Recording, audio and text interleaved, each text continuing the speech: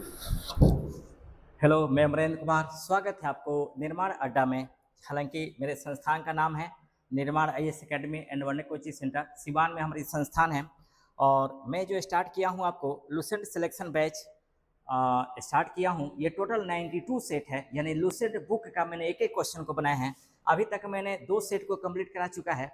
ये तीसरा सेट का क्लास 2 है, यानी इसके पहले मैंने 50 क्वेश्चन को कंप्लीट करा दिए हैं। इसमें 51 से लेकर के 50 क्वेश्चन को डिस्कशन कराना है। ये क्वेश्चन जो है याद रखेंगे, सबसे अधिक महत्वपूर्ण आपको भूमिका निभाएंगे बिहार पुलिस में, दरोगा में, रेलवे में और बिहार पुलिस में।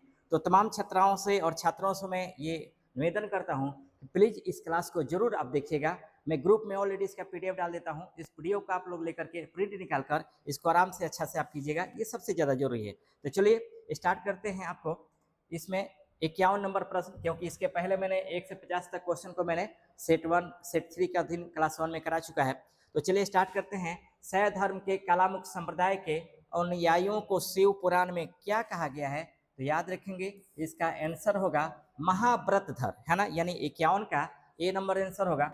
52 नंबर में देखते हैं कि तारा देवी की मूर्तियों के रूपांकन के विषय में क्या सही है? 52 का आंसर आपको बी नंबर हो जाएगा। उनके साथ एक टेढ़ी कमलानाल उगी हुई और दाहिना हाथ अभय मुद्रा में है, ये आंसर होगा, यानी 52 का बी नंबर होगा। 53 नंबर है कि निम्नलिखित दार्शनिक और उनके मतों को मिलान करना है कि कौन किसका है। तो मखली गोसाल याद रखेंगे, ये आजीवक संप्रदाय से संबंधित है। उसके बाद अजित किसकम्बलिन, ये भौतिकवादी से संबंधित है। और पकुध का चायन, ये आपको नित्यवादी या भौतिक दर्श से संबंधित है, यानी 2 1 3 आंसर होगा, यानी आपका 53 का ए नंबर आंसर हो जाएगा। उसके बाद हम बात करते हैं 54 नंबर प्रश्न में कि स्तूप वास्तुकला के विकास के संदर्भ में अशोक ने अपने शासन काल में लगभग कितने स्तूपों का निर्माण किया था? तो याद रखेंगे 84,000 स्तूपों का इन्होंने निर्माण किया था। आगे बढ़ते हैं कि अथर्ववेद में शिव के लिए निम्नलिखित में से किस नाम का उल्लेख नहीं मिलता है? याद रखेंगे भाव का नाम मिलता है, पशुपति का नाम मिलता है, सर्व का नाम मिलता है, लेकिन त्रयंबक का नाम नहीं मिलता है, यानी 55 का जो आंसर हो जाएगा वो आपका डी होगा, है त्रयंबक। उसके बाद 56 नंबर में देखते हैं कि शून्य संपादने किस संप्रदाय का मुख्य धार्मिक ग्रंथ है? तो शून्य से रिलेटेड है, थोड़ा सा देखेंगे। पहला नंबर आपका शून्य सिद्धांत। शून्य सिद्धांत की अगर बात करें तो शून्य सिद्धांत का जो प्रतिपादक थे वो आपको आर्यभट्ट थे, है ना। आर्यभट्ट गुप्तकालीन ये खगोलविद एवं गणितज्ञ थे, है ना। इनके द्वारा शून्य सिद्धांत का प्रतिपादन किया, दशमलव प्रणाली का विकास किया गया। साथ ही इन्होंने 3 ग्रंथों की रचना की थी, ब्रह्म सिद्धांत, सूर्य सिद्धांत एवं आर्यभट्टियम लिखा था। उसके बाद दूसरा नंबर है शून्यवाद। शून्यवाद का जो प्रतिपादक है वो आपको नागार्जुन है, और याद रखेंगे नागार्जुन को भारत का आइंस्टीन के नाम से जाना जाता है। और तीसरा नंबर है आपका शून्य संपादन, है ना,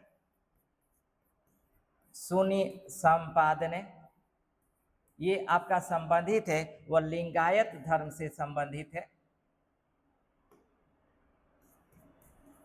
लिंगायत धर्म से संबंधित है, यानी 56 का आंसर जो होगा वो आपका सी हो जाएगा। उसके बाद आगे बढ़ते हैं। कपालिक संप्रदाय का प्रमुख केंद्र निम्नलिखित में से कौन सा स्थान था? याद रखेंगे ये श्रीशैल होगा, है ना, यानी 57 का ए आंसर हो जाएगा। श्रीशैल आपको श्रीशैलम में स्थित है, श्रीशैलम में स्थित है, और श्रीशैलम आपको आंध्र प्रदेश में है, ये ध्यान देना होगा, है ना, आंध्र प्रदेश में, यानी 57 का ए नंबर आंसर होगा। उसके बाद है आपका 58 नंबर, बुद्ध के मृत्यु के पश्चात उनके शारीरिक अवशेषों को कितने भागों में विभाजित कर स्तूप का निर्माण किया गया? इसका आंसर हो जाएगा 8 भागों में डिवाइड किया गया था। उसके बाद है आपका निम्नलिखित में से किस मंदिर शैली का वर्णन नागर की तरह संकरा लेकिन द्रविड़ की तरह बिना मोड़ के सीधे ऊपर उठा हुआ है? तो याद रखेंगे 59 का आंसर सी हो जाएगा। औपनिवेशिक काल का असमान रूपांकन थे, है ना। उसके बाद आपको बासव और उनके भतीजे चन्ना बासव, जिन्होंने लिंगायत मत की स्थापना की, किस राजा के दरबार में रहते थे? तो याद रखेंगे ये कलचुरी राजा के दरबार में रहते थे, है ना, यानी 60 का डी नंबर आंसर होगा। उसके बाद है 61 नंबर, जैन ग्रंथों के अनुसार अजातशत्रु ने लिच्छुओं के विरुद्ध युद्ध में किन दो गुप्त हथियारों का प्रयोग पहली बार किया? तो रथमुसल एवं महाशिलाकंटक का प्रयोग किया था, यानी 61 का सी नंबर आंसर हो जाएगा, है ना। अजातशत्रु बिंबिसार के पुत्र एवं उत्तराधिकारी थे। इनको कुड़िक के नाम से जाना जाता है। अपने पिता को मारकर गद्दी पर बैठा था और इनका जो प्रसिद्ध जो मंत्री था वह वसस्कर था, है ना। उसके बाद हम आगे बढ़ते हैं कि मगध की राजधानी के परिवर्तन के संदर्भ में सही कालक्रम को सजाइए। तो ध्यान देंगे, सबसे पहले मगध की जो राजधानी बनी वह राजगृह बनी। उसके बाद राजधानी बना आपको पाटलिपुत्र। उसके बाद राजधानी बना वैशाली और उसके बाद राजधानी बना पुनः पाटलिपुत्र। याद रखेंगे। तो राजगिरी, पाटलिपुत्र, वैशाली और पाटलिपुत्र। राजगिरी की राजधानी बनाया था अजातशत्रु ने, पाटलिपुत्र को बनाया था उदयन ने, वैशाली को बनाया था शिशुनाग ने और पाटलिपुत्र को बनाया था कालाशोक ने। यानी आंसर हो जाएगा आपका 62 का ये राजगिरी, पाटलिपुत्र, वैशाली एवं पाटलिपुत्र। उसके बाद आगे बढ़ते हैं 63 नंबर में, सिकंदर के संदर्भ में हाइफासिस किस नदी का यूनानी नाम है जिसे पार करने से उसकी सेना ने इनकार किया था? ये आपका व्यास नदी, है ना। व्यास नदी, जिसे विपाशा नदी के नाम से भी जाना जाता है। उसके बाद है विशाख दत्त प्राकृत मुद्रा राक्षस में चंद्रगुप्त मौर्य के लिए प्रयुक्त बिरसल शब्द का क्या आशय है? तो याद रखेंगे, बिरसल शब्द का जो आशय है वह निम्न कुल में उत्पन्न, यानी मुद्रा राक्षस में चंद्रगुप्त मौर्य को जो जाति बताई गई है वो निम्न कुल में उत्पन्न बताया गया है। उसके बाद है 12वीं शताब्दी में फ्रांस में विकसित हुई वास्तुकला की शैली जिसमें ऊंचे व हल्के चर्चों का निर्माण हुआ, उसे किस नाम से जाना जाता है? तो ये आपका आंसर होगा गोथिक स्थापत्य कला, है ना। गोथिक स्थापत्य कला। हालांकि भारत में गोथिक स्थापत्य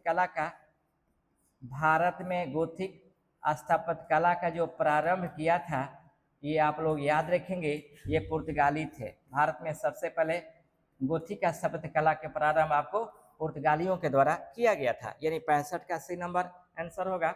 उसके बाद 66 नंबर है, हर्यक वंश के शासक अजातशत्रु का उपनाम क्या है? तो अभी मैंने बताया कुड़िक है ना। श्रोणिक जो है आपका बिंबिसार का है और अग्रमीज जो है आपका घनानंद का है। घनानंद को अग्रमीज कहा गया है ना। तो आपको 66 का आंसर बी हो जाएगा। उसके बाद 67 नंबर है, जस्टिन द्वारा सेंड्रोकोटस कहा गया जिसकी पहचान विलियम जोन्स ने चंद्रगुप्त मौर्य से की। जस्टिन के विवरण का संबंध यूनानी राजदूत से मुख्यतः जुड़ता है। ये हो जाएगा आपको मेगास्थनीज, है ना। मेगास्थनीज जो सेल्यूकस निकेटर का राजदूत था और चंद्रगुप्त मौर्य के दरबार में आया था और इन्हीं के द्वारा लिखा गया पुस्तक का नाम है इंडिका, है ना। इनके द्वारा लिखा गया पुस्तक का नाम है इंडिका, जिसका अंग्रेजी अनुवाद किया था मैक्रिंडल महोदय ने, है ना। मैक्रिंडल महोदय ने। और इंडिका में भारतीय समाज को 7 वर्गों में विभाजित किया गया है, ऐसी जानकारी मिलती है। उसके बाद है आपका 68 नंबर, बिंबिसार ने अपने राजवैद्य जीवक को अवंती के किस राजा के पांडु रोग के उपचार हेतु भेजा था? तो चंड प्रदोत के इलाज हेतु इन्होंने भेजा था। इनको जो रोग हुआ था वह पांडु रोग होता है ना। पांडु रोग को आज पीलिया रोग के नाम से भी जाना जाता है। अगर प्रमुख वैद्यों की हम बात करें, प्रमुख वैद्य इतिहास प्राचीन काल में प्रमुख वैद्य कौन कौन थे? तो पहला नंबर अभी मैंने बताया जीवक, ये आपको बिंबिसार के राजवैद्य थे। दूसरा नंबर धनवंतरी, ये चंद्रगुप्त द्वितीय के राजदूत थे।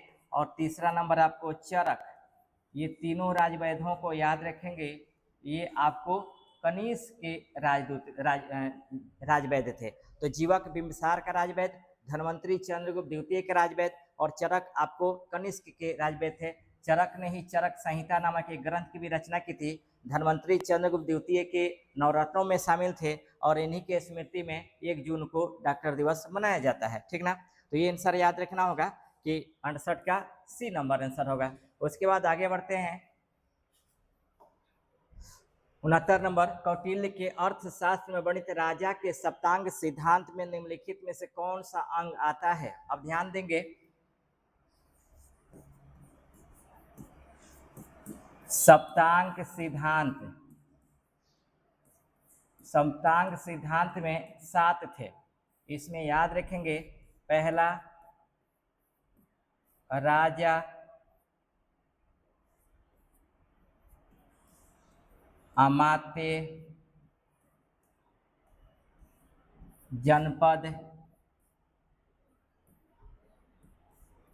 दुर्ग, कोष, दंड और आपका मित्र, है ना। यानी ये आपको याद रखेंगे, सप्तांग सिद्धांत में आते थे राजा, अमात्य, जनपद, दुर्ग, कोष, दंड और मित्र, ये आपको आते थे। अब कह रहे हैं कि कौटिल्य के अर्थशास्त्र में बड़े राज्य के सप्तांग सिद्धांत में कौन शामिल नहीं थे? तो अमात्य मिल ही जा रहे हैं, दुर्ग मिल रहे हैं और मित्र मिल रहे हैं, यानी आंसर क्या होगा? धर्म। यानी 69 का जो आंसर होगा वो धर्म होगा, तो याद रखना होगा। उसके बाद है आपका 70 नंबर, पारसी धर्म की मूल शिक्षाओं का सही सूत्र क्या है? तो सद्विचार, सद्वाचन और सद्कार्य, यानी आंसर हो जाएगा आपको 70 का बी, है ना। उसके बाद 71 नंबर में देखते हैं कि ईसा मसीह ने अपने जीवन के प्रथम 30 वर्ष एक बढ़ई के रूप में कार्य किया था, वो कहाँ पे था? तो याद रखेंगे वह नाजरेथ था, है ना, इन्होंने नाजरेथ में काम किया था। उसके बाद 72 नंबर में देखते हैं कि सिकंदर और पोरस के बीच हुआ हाइडेस्पिस का युद्ध किस नदी के तट पर लड़ा गया था? ये आपको झेलम नदी के तट पर लड़ा गया था। याद रखेंगे हाइडेस्पिस के युद्ध को बितस्ता का युद्ध के नाम से भी जाना जाता है, बितस्ता के युद्ध के नाम से भी आपको जाना जाता है ना। 326 ईसा पूर्व में आपको सिकंदर और पोरस के बीच में लड़ा गया था। हालांकि इस युद्ध में पोरस ने सिकंदर का सफल प्रतिरोध किया था। हालांकि इस युद्ध में पोरस की हार हुई, लेकिन जब सिकंदर के सामने प्रस्तुत किया गया तो उनसे पूछा गया कि बताओ तुम्हारे साथ क्या व्यवहार किया जाए। तो एक निर्भीक रूप में पोरस ने सिकंदर को बोला कि एक विजित राजा एक अभिजित राजा के साथ जो व्यवहार करता है वही हमें व्यवहार करो। हालांकि इसके वीरता से सिकंदर छोड़ता है, लेकिन पथ प्रदर्शक के रूप में आपको मगध पर आक्रमण करने के लिए राजी करता है, तो ये देखना होगा। उसके बाद 73 नंबर है, हर्यक वंश का वह प्रथम शासक कौन था जिसने प्रशासनिक व्यवस्था पर विशेष बल दिया? याद रखेंगे इसका आंसर हो जाएगा बिंबिसार। इन्हें मगध साम्राज्य का वास्तविक संस्थापक माना जाता है, मगध साम्राज्य का वास्तविक संस्थापक इन्हें माना जाता है। और याद रखेंगे इनका उपनाम जो था वह श्रोणिक था, इनका जो उपनाम था वो आपका श्रोणिक था। और इन्होंने राजगृह को अपना राजधानी बनाया था, है ना, राजगृह को अपना राजधानी बनाया था। इन 73 का आंसर हो जाएगा बी। बिंबिसार के ही पुत्र थे अजातशत्रु, जो बिंबिसार को गद्दी से हटाकर गद्दी पर बैठा, यानी पिता को मारकर गद्दी पर बैठा। आदि उदयन अजातशत्रु के पुत्र थे जिन्होंने पाटलिपुत्र को स्थापना की। अब सबसे पहले पाटलिपुत्र को ही अपना राजधानी बनाया, है ना। और उदयन का अगला उत्तराधिकारी नागदशक हुआ, जो हर्यक वंश का अंतिम शासक हुआ, ठीक ना। उसके बाद 74 नंबर है, शिशुनाग वंश के किस शासक ने राजधानी को वैशाली से पुनः पाटलिपुत्र को स्थापित किया? तो याद रखेंगे ये कालाशोक हो जाएंगे, है ना। कालाशोक को काकवर्ण के नाम से भी जाना जाता है। और इन्हीं के समय में वैशाली में, याद रखेंगे वैशाली में द्वितीय बौद्ध संगीति का आयोजन किया गया था, है ना, द्वितीय बौद्ध संगीति का आयोजन किया गया था। उसके बाद 75 नंबर प्रश्न देखते हैं कि अजातशत्रु ने किस सहयोग मंत्री की कूटनीतिक सहायता से वैशाली पर विजय प्राप्त करी थी? ये आपको वर्षाकार या वर्षकार हो जाएंगे, यानी 75 का बी नंबर आंसर होगा। उसके बाद है कि मगध साम्राज्य पर शासन करने वाले वंशों का क्रम क्या है? अब थोड़ा सा ध्यान देंगे, अगर वास्तव में मगध पर शासन कर रहे वंशों का क्रम में देखें तो सबसे पहले है बृहद्रथ, उसके बाद हर्यक वंश, उसके बाद शिशुनाग वंश, शिशुनाग वंश, इसके बाद नंद वंश और इसके बाद है आपका मौर्य वंश। ये वास्तव में आपको मगध पर शासन करने वाले वंशों का क्रम है। यानी मगध पर सबसे पहले जो शासन स्थापित हुआ था वह बृहद्रथ वंश का हुआ था। अब एक आश्चर्य देखेंगे, बृहद्रथ वंश मगध पर शासन करने वाला पहला वंश और मौर्य वंश का अंतिम शासक आपको बृहद्रथ था, है ना, बृहद्रथ था। यानी मगध का शासन स्टार्ट होता है बृहद्रथ से और समाप्त होता है बृहद्रथ से, है ना। तो इसमें आंसर हो जाएगा हर्यक वंश, हर्यक वंश, शिशुनाग वंश, नंद वंश और मौर्य वंश, यानी 76 का आंसर सी हो जाएगा, क्योंकि हर्यक वंश से स्टार्ट किया है। लेकिन वास्तव में जान लीजिएगा मगध वंश का जो शासन स्टार्ट होता है वह बृहद्रथ वंश से स्टार्ट होता है।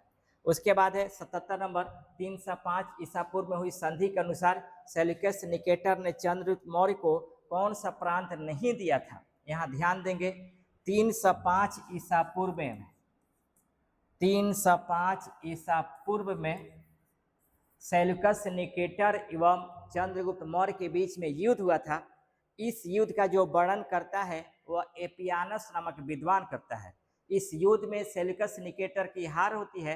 हार का परिणाम होता है कि सेल्यूकस निकेटर और चंद्रगुप्त मौर्य के बीच में वैवाहिक संधि स्थापित होती है और इस संधि के तहत सेल्यूकस निकेटर अपने पुत्री कार्नेलिया का विवाह चंद्रगुप्त मौर्य से करते हैं और दहेज में 4 प्रांत को देते हैं, एरिया, अराकोसिया, जेड्रोसिया एवं पेरिस पेनिजाई, और एक राजदूत को देते हैं मेगास्थनीज को। बदले में चंद्रगुप्त मौर्य सेल्यूकस निकेटर को 5 हाथी उपहार देते हैं। जो मैंने नाम बताया उसमें आपको काबुल को दहेज में दिया, मकरान को दिया, कंधार को दिया, लेकिन तक्षशिला को नहीं दिया था। तो 77 का जो आंसर हो जाएगा आपका डी हो जाएगा, है ना, 77 का आंसर डी हो जाएगा। आगे बढ़ते हैं 78 नंबर में, पारसी धर्म के संस्थापक जरथुष्ट्र किस देश के निवासी थे। तो याद रखेंगे ईरान के, है ना। और जरथुष्ट्रों का जो पवित्र जो ग्रंथ था वो जेंद अवेस्ता था, ये याद रखेंगे, जेंद अवेस्ता, ये आपको मिलता है ना। यानी पारसी संप्रदायों का जो पवित्र ग्रंथ मिलते हैं वो आपको जेंद अवेस्ता मिलते हैं। उसके बाद है 79 नंबर कि सिकंदर के प्रिय घोड़े बौकेफला के नाम पर उसने किस नदी के तट पर एक नगर का निर्माण किया था। किस नदी के तट पर एक नदी का निर्माण किया था। इसका जो आंसर हो जाएगा वो आपको, इसका जो आंसर है 79 नंबर है, इसका जो आंसर हो जाएगा वो आपको झेलम है। क्या है? झेलम। अब थोड़ा समझेंगे, प्रिय घोड़ा की अगर हम बात करें तो ध्यान देंगे, प्रिय घोड़ा, प्रिय घोड़ा आपको याद रखना होगा कि कौन कौन प्रिय घोड़ा है। पहला नंबर आपको यहीं आ जाएगा, बौकेफला,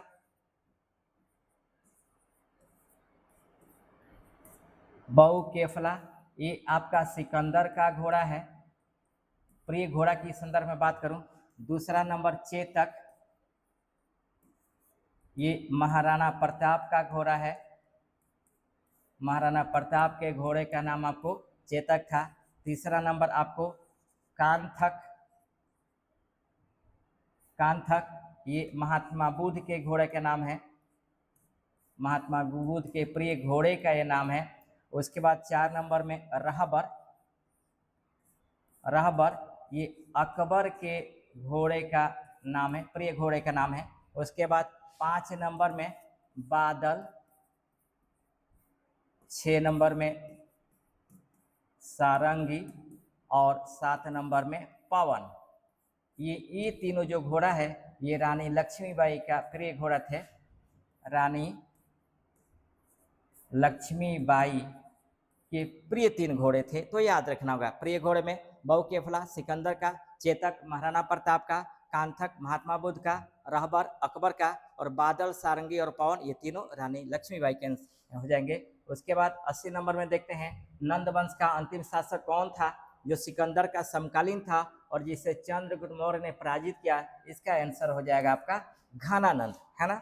घनानंद को ही 323 ईसा पूर्व में चंद्रगुप्त मौर्य ने अपने गुरु कौटिल्य की सहायता से पराजित करके मौर्य वंश की स्थापना की थी। 81 नंबर है कि 12वीं शताब्दी में सिकलहार द्वारा लिखित तिरुतुंदर पुराणम के संदर्भ में निम्नलिखित में से कौन सा कथन सत्य है? तो याद रखेंगे इसका आंसर हो जाएगा सी। यह तमिल में 5वें वेद और शैव परंपरा की 12वीं पुस्तक के रूप में मानी जाती है, यानी 81 का सी नंबर आंसर हो जाएगा। उसके बाद है आपका 82 नंबर, नाथ संप्रदाय की स्थापना और प्रचार प्रसार के संबंध में सही युग पहचाने। तो नाथ संप्रदाय की जो स्थापना की थी वो आपको किया था मत्स्येंद्र नाथ ने, और इसका व्यापक प्रचार प्रसार जो किया था बाबा गोरखनाथ ने, यानी 82 का आंसर आपको बी हो जाएगा, है ना। 82 का आंसर बी हो जाएगा। उसके बाद है 83 नंबर कि नेपाल स्थित पशुपति मंदिर के संबंध में निम्नलिखित कथनों पर विचार करें। यह मंदिर बागमती नदी के तट पर के किनारे देवपाटा नामक गांव पे स्थित है। सही बात है ना। इस मंदिर को 1975 में यूनेस्को विश्व सांस्कृतिक विरासत स्थल में शामिल किया, गलत है।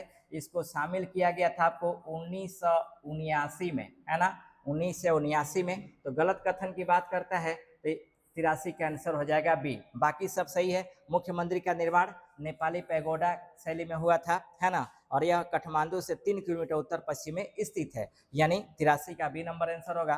84 नंबर है कि राष्ट्रकूटों और चोल शासकों के द्वारा बनवाए गए मंदिर का सही मिलान कीजिए। अब मैं थोड़ा सा कुछ पॉइंट लिख दे रहा हूं, इसको समझिएगा। पहला नंबर, कांची का कैलाश मंदिर,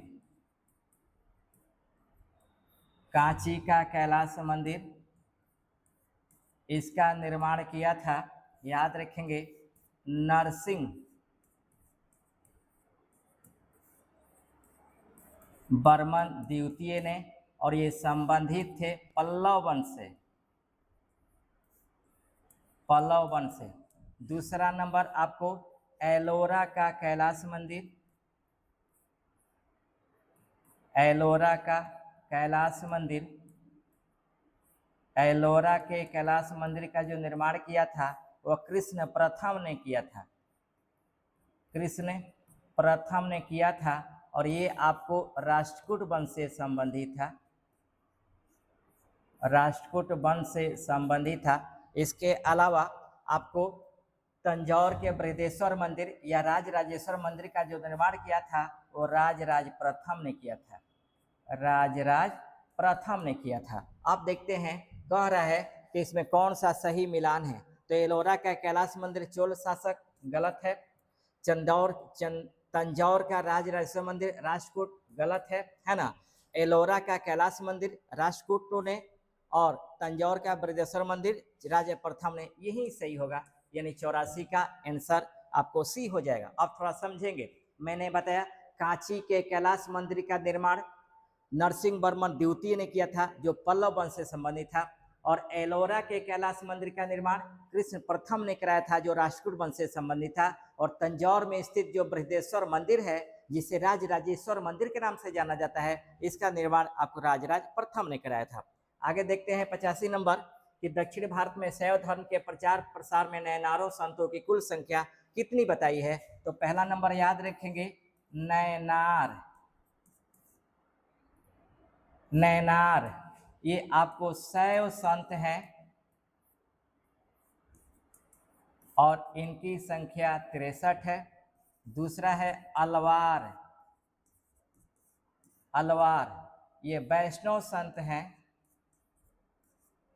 और इनकी संख्या आपको 12 है ना। तो दक्षिण भारत में जो शैव धर्म के प्रचार प्रसार करते हैं उनको नयनार कहा जाता है और उनकी संख्या 63 है। और दक्षिण भारत में वैष्णव धर्म के प्रचार प्रसार करने वाले संत थे, उन्हें अलवार कहा जाता था और उनकी संख्या 12 है।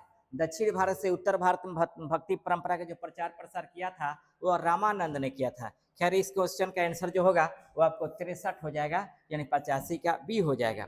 आगे बढ़ते हैं, 86 नंबर है, सर्वप्रथम किस उपनिषद में कृष्ण का उल्लेख देवकी पुत्र और अंगिरस शिष्य के रूप में किया गया है। छांदोग्य उपनिषद में, याद रखेंगे छांदोग्य उपनिषद में देवकी पुत्र और अंगिरस के शिष्य के रूप में इनका उल्लेख है।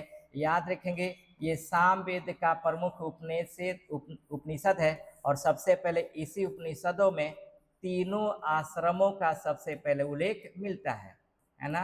तीनों आश्रमों का सबसे पहले इसमें उल्लेख मिलता है, ये याद रखेंगे, है ना। इसके अलावा अगर चारों आश्रमों के उल्लेख की बात करें, 4 आश्रम, तो याद रखेंगे 4 आश्रम का जो उल्लेख मिलता है वो आपको जबालो उपनिषद में मिलता है। जबालो उपनिषद में आपका उल्लेख मिलता है ना, ये ध्यान देना होगा।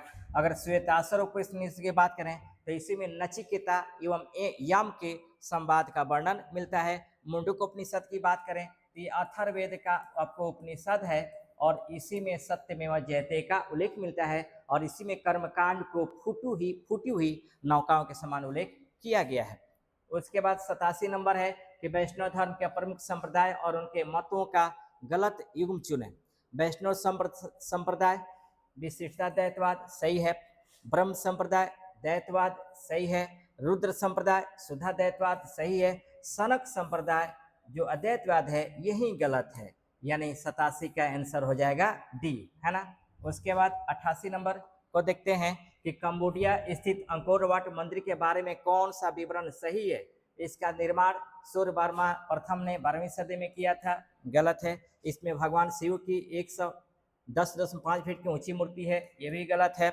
इसका निर्माण सूर्यवर्मन द्वितीय ने करवाया था और इसमें विष्णु की 10.5 फीट की ऊंची मूर्ति मिली है, यही सही है। यह विश्व का सबसे बड़ा मूर्ति है, कंबोडिया के अंकोर वाट में स्थित है, यानी 88 का सी नंबर आंसर हो जाएगा।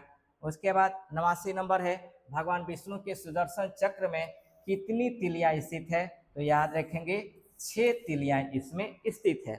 उसके बाद हम बात करते हैं 90 नंबर में कुषाण शासकों की मुद्राओं पर निम्नलिखित में से किसका एक साथ अंकन प्राप्त होता है, ये हो जाएगा सीयू एवं नंदी, है ना। सीयू एवं नंदी का आपका उल्लेख मिलता है। 91 नंबर है कि इस्लाम धर्म के संस्थापक हजरत मोहम्मद साहब को ज्ञान की प्राप्ति कब और कहाँ हुई थी, तो याद रखेंगे इनको ज्ञान की प्राप्ति 610 ईस्वी में मक्का के पास स्थित हीरा नामक गुफा में हुआ था। हीरा नामक गुफा में हुआ था, यानी 91 का बी नंबर आंसर हो जाएगा। उसके बाद है आपका 92 नंबर, कुरान के संबंध में दिए गए तथ्यों के आधार पर सही विकल्प का चयन करें। याद रखेंगे इसमें 114 अध्याय और 63-60 आपको पद है, यानी 92 का सी नंबर आंसर हो जाएगा। उसके बाद है आपका हिजरी संवत की शुरुआत किस घटना से मानी जाती है। याद रखेंगे हजरत मोहम्मद पैगंबर साहब की मक्का से मदीना की यात्रा को हिजरी कहा जाता है। मक्का से मदीना की यात्रा को हिजरी कहा जाता है और इसी यात्रा के उपलक्ष्य में हिजरी संवत का प्रचलन हुआ, है ना। हिजरी संवत का प्रचलन हुआ आपको 622 ईस्वी में और इसको प्रचलित किया था, आपको लागू किया था शाहजहां ने, ये ध्यान देंगे, है ना। मुगल शासक शाहजहां ने इसे लागू किया था, यानी 93 का सी नंबर आंसर हो जाएगा। उसके बाद है 94 नंबर, इस्लाम जगत में खलीफा पद को किसने और कब समाप्त किया, तो इस्लाम जगत में खलीफा पद को समाप्त करने वाले आधुनिक तुर्की के निर्माता मोहम्मद कमाल पाशा, मुस्तफ़ा कमाल पाशा थे 1924 में, यानी 94 का बी नंबर आंसर हो जाएगा। उसके बाद है पैगंबर मोहम्मद साहब का जीवन चरित्र सर्वप्रथम किसने लिखा था, तो इब्न इसाक ने लिखा था। इनके जीवन को आपको इब्न इसाक ने लिखा था, 95 नंबर। उसके बाद 96 नंबर है विश्व अद्वैत विचारधारा के मुख्य प्रवर्तक कौन थे, जिनका मत यह था कि शिव और ब्रह्मा एक समान है, श्रीकांत शिवाचार्य ने, है ना, यानी 96 का आंसर सी हो जाएगा।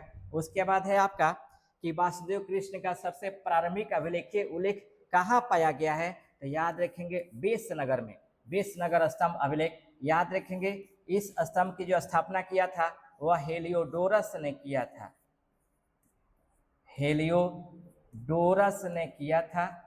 ये स्थित है आपको विदिशा में, विदिशा में स्थित है। यहीं पे हेलियोडोरस ने गरुड़ स्तंभ की स्थापना की थी, गरुड़ स्तंभ की स्थापना की थी, जो भगवान विष्णु के स्मृति में, ये आपको है भगवान विष्णु के स्मृति में। इसके अलावा याद रखेंगे ये यवन शासक एंटियाल किड्स के राजदूत थे, एंटियाल किड्स के राजदूत थे और शुंग वंश के 9वें शासक भागभद्र के दरबार में इनको भेजा गया था। शुंग वंश के नवे शासक भागभद्र के दरबार में भेजा गया था, यानी 97 का सी नंबर आंसर हो जाएगा, ठीक ना।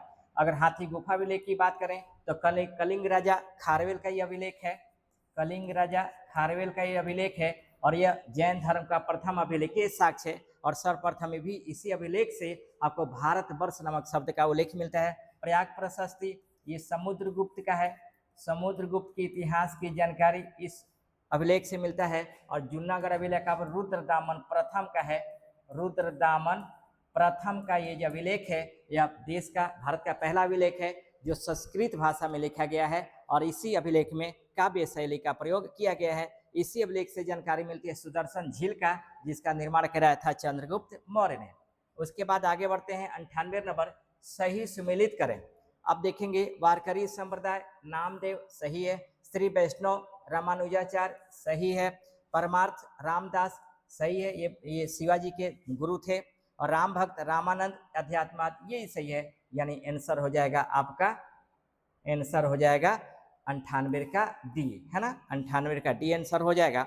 उसके बाद हम बात करते हैं 99 नंबर कि गुप्त काल में विष्णु का कौन सा अवतार सर्वाधिक प्रसिद्ध था। तो ये वराह अवतार याद है। जो गुप्त काल के शासक थे ये सभी धर्मों के संरक्षक थे, जिसमें गुप्त का वैष्णव धर्म और शैव धर्म और आपको बौद्ध धर्म के भी मिलते हैं, लेकिन इसमें विष्णु का जो अवतार मिलता है वह वराह का अवतार मिलता है। उसके बाद 100 नंबर क्वेश्चन है, सिया और सुन्नी के बीच विभाजन का मुख्य कारण क्या था। तो उत्तराधिकार था, ये ध्यान देंगे, उत्तराधिकार था। तो ये था आपको लुसेंट सिलेक्शन बैच सेट 3 का क्लास 2।